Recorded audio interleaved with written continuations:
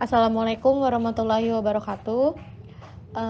Kami dari kelompok 3. Di sini kami akan mempresentasikan hasil diskusi kami mengenai kesehatan atau kebijakan dalam menanggulangi masalah kesehatan utama di Indonesia, program pembinaan kesehatan komunitas gizi masyarakat, program dan pengembangan kota sehat, puskesmas dan PHN. Selanjutnya ada nama-nama anggota. Yang pertama ada Adinda Hanum Safitri, yang kedua ada Amelia Respika Jatimineng, yang ketiga ada Antini Sri Anggiani, yang keempat ada Bunga Yeni Sundari, yang kelima ada Della Anggraini, yang keenam ada Julian Anif Maskosu, yang ketujuh ada Hairi Amalia, yang kedelapan ada Najwa Sifa Zahra, yang kesembilan ada Niken Ananda Siswaya, yang kesepuluh ada Rian Indriani, yang ke-11 ada Sri Wulan Lidiahia, dan yang terakhir, yang ke-12 ada Vergita Oliviana Antoni.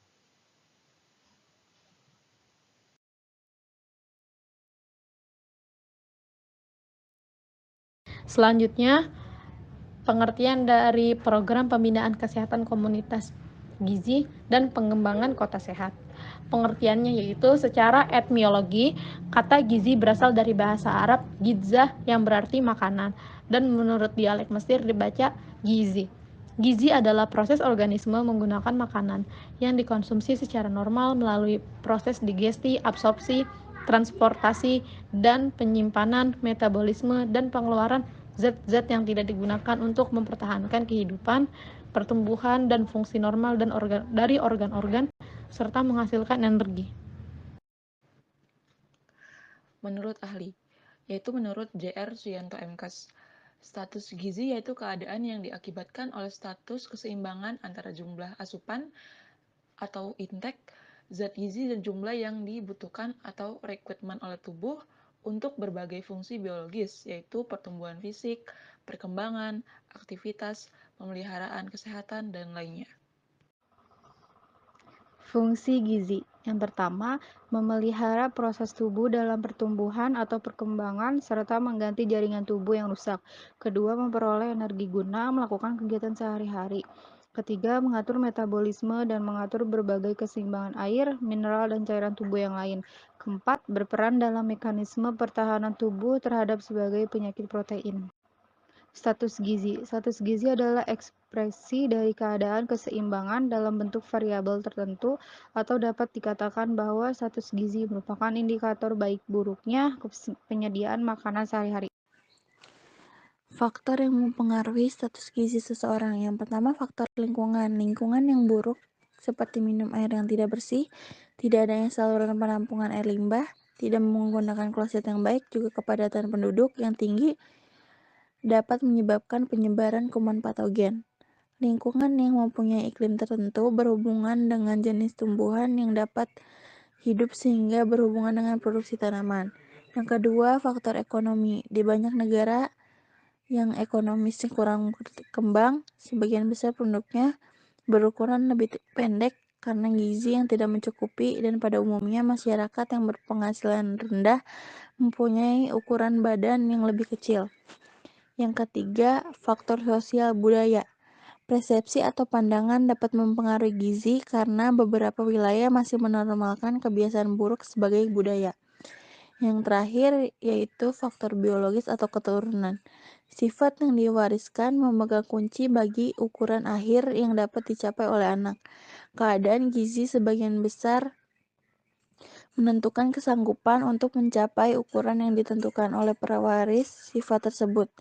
Di negara berkembang memperlihatkan perbaikan gizi pada tahun-tahun terakhir mengakibatkan perubahan tinggi badan yang jelas. Penanggulangan masalah gizi kurang. 1.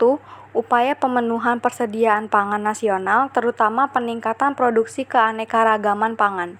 2. Peningkatan usaha perbaikan gizi keluarga yang diarahkan pada pemberdayaan keluarga untuk meningkatkan ketahanan pangan rumah tangga. 3. Peningkatan upaya pelayanan gizi terpadu dan sistem rujukan dimulai dari tingkat posyandu hingga puskesmas dan rumah sakit. 4. Peningkatan upaya keamanan pangan dan gizi melalui sistem kewaspadaan pangan dan gizi. 5. Peningkatan komunikasi, informasi, dan edukasi di bidang pangan dan gizi masyarakat. 6. Peningkatan teknologi pangan untuk mengembangkan berbagai produk pangan yang bermutu dan terjangkau oleh masyarakat luas. 7. Intervensi langsung kepada sasaran melalui pemberian makanan tambahan, PMT, distribusi kapsul vitamin A dosis tinggi, tablet dan sirup besi serta kapsul minyak beriodium. 8. Peningkatan kesehatan lingkungan. 9. Upaya fortifikasi bahan pangan dengan vitamin A, yodium, dan zat besi. 10. Upaya pengawasan makanan dan minuman. 11. Upaya penelitian dan pengembangan pangan dan gizi.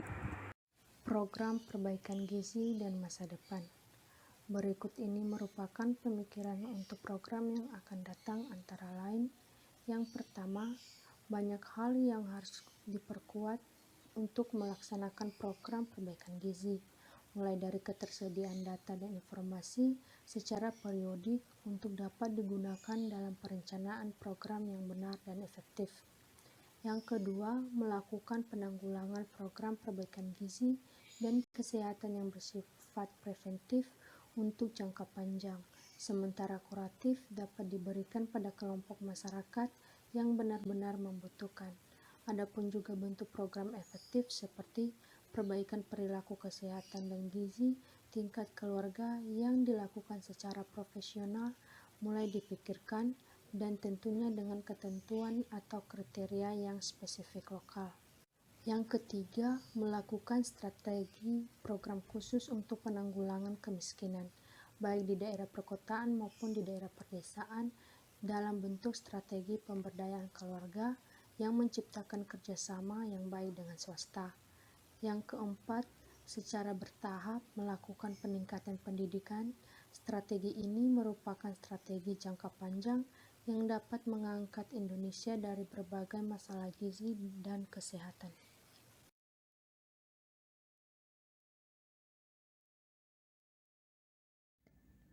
Program penyelenggaraan kabupaten atau kota sehat, yaitu program untuk mewujudkan kondisi kabupaten atau kota yang bersih, aman, dan nyaman untuk dihuni penduduk.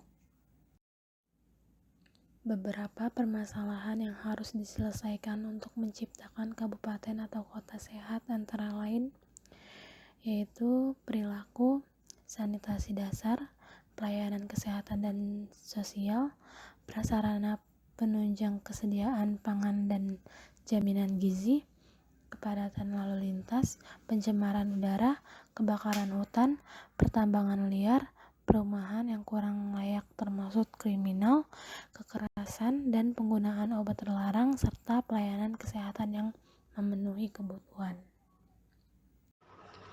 Tujuan program penyelenggara kabupaten atau kota sehat yaitu tercapainya kondisi kabupaten atau kota untuk hidup dengan bersih, nyaman, aman, dan sehat untuk dihuni dan sebagai tempat bekerja bagi warganya dengan terlaksananya berbagai program-program kesehatan dan sektor lain sehingga dapat meningkatkan sarana dan produktivitas dan perekonomian masyarakat. Puskesmas, Pusat Kesehatan Masyarakat, merupakan unit pelaksana teknis Dinas Kesehatan Kabupaten atau Kota yang bertanggung jawab menyelenggarakan pembangunan wilayah kerja. Puskesmas juga merupakan salah satu unit pelayanan kesehatan tingkat 1. Selanjutnya ada visi dan misi Puskesmas. Visi, yang pertama, lingkungan sehat. Yang kedua, perilaku sehat. Yang ketiga, cakupan layanan kesehatan yang bermutu. Dan yang keempat, derajat kesehatan penduduk kecamatan. Selanjutnya ada misi. Yang pertama, menggerakkan pembangunan berwawasan kesehatan di wilayah Indonesia. Yang kedua, mendorong kemandirian hidup sehat bagi keluarga dan masyarakat di wilayah kerjanya. Yang ketiga, memelihara dan meningkatkan mutu, pemerataan, dan keterjangkauan pelayanan kesehatan yang diselenggarakan. Yang keempat, memelihara dan meningkatkan kesehatan perorangan, keluarga, dan masyarakat sesuai lingkungannya. Selanjutnya ada fungsi puskesmas. Yang pertama, sebagai pusat pembangunan kesehatan masyarakat di wilayah kerja. Yang kedua, membina peran serta masyarakat di wilayah kerjanya. Yang ketiga, menyelenggarakan pelayanan kesehatan di tingkat pertama secara menyeluruh. Yang keempat, untuk pelayanan perorangan meliputi rawat jalan dan rawat inap. Yang kelima, pelayanan kesehatan yang bersifat publik, yaitu promosi kesehatan. Yang keenam, pemberantasan penyakit dan penyehatan lingkungan. Yang ketujuh, perbaikan gizi, peningkatan kesehatan keluarga, serta keluarga berencana. Yang kedelapan, sebagai pelayanan kesehatan jiwa. Syarat puskesmas. Puskesmas harus didirikan di setiap kecamatan. Dapat lebih dari satu puskesmas dengan pertimbangan kebutuhan, pelayanan, jumlah penduduk, dan aksesibilitas, persyaratan lokasi, bangunan, prasarana, peralatan kesehatan, ketenagaan, kefarmasian, dan laboratorium. Upaya kesehatan yang dilakukan puskesmas terbagi menjadi dua, yaitu upaya kesehatan wajib dan upaya kesehatan pengembangan. Upaya kesehatan wajib, upaya yang ditetapkan berdasarkan komitmen nasional, regional, dan global, serta yang mempunyai daya ungkit tinggi untuk meningkatkan derajat kesehatan masyarakat.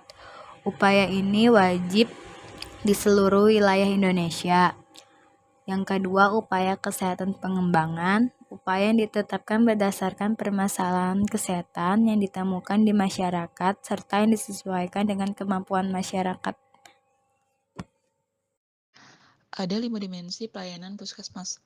Yang pertama ada tangible, yaitu berkaitan dengan penyediaan fasilitas terhadap pasien seperti penambahan tempat duduk, penyediaan tempat cuci tangan dan sabun yang bersih, dan menambahkan area parkir yang aman bagi pasien.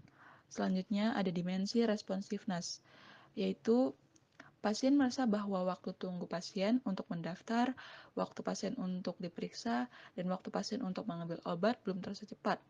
Hal ini dapat ditingkatkan dengan menambah petugas registrasi, dokter, maupun apoteker. Selanjutnya ada dimensi empati, yaitu dimensi yang dinilai baik oleh responden, yang berupa beberapa poin yang dapat ditingkatkan dengan menjalin komunikasi yang baik antara petugas dengan pasien. Selanjutnya ada dimensi reliability, yaitu dokter dapat diharapkan memberikan penjelasan yang baik bagi pasien, agar pasien merasa lebih puas karena terkadang pasien merasa tidak enak jika bertanya dengan pertanyaan yang banyak kepada dokter. Selanjutnya ada dimensi asuransi atau jaminan, yaitu baik perawat maupun dokter memberikan jaminan, baik berupa jaminan pelayanan yang terbaik dan memberikan komunikasi yang terbaik bagi kesehatan pasien.